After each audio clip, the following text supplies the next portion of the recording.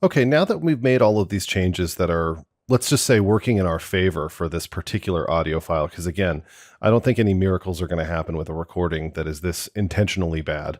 And hopefully this never happens to you in your professional life. But there is one finishing touch that we can work with that is handy in a lot of different areas. And this is just something that can happen based on bad mic technique, or in some cases, you need to use a word from another take with another microphone or something, and you really have to rough it in. And we're going to look at the EQ match here. So I'm going to hit EQ match here. And what we're going to do is we're going to select something that we like the EQ curve of. So let's listen for a good sounding number. 1, 2, 3, 4, 2, 2, 3, 4, 1. I think this 3 is good. 3, Let's compare it with this 3. 3, 3, 3.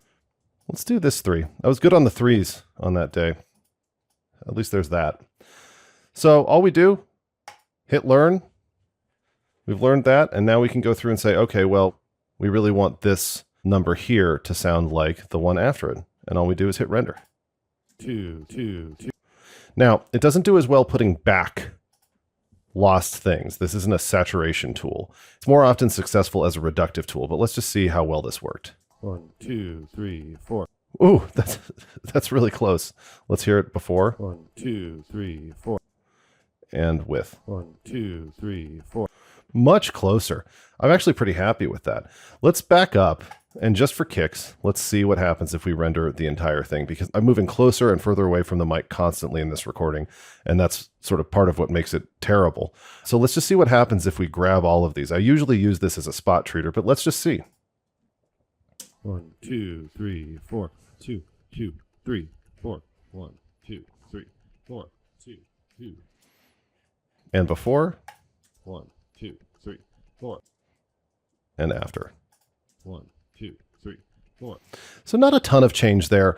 Again, I would suggest using this as a spot treater. It tends to be the most handy there. As we heard, big world of difference between this particular 2 before and after.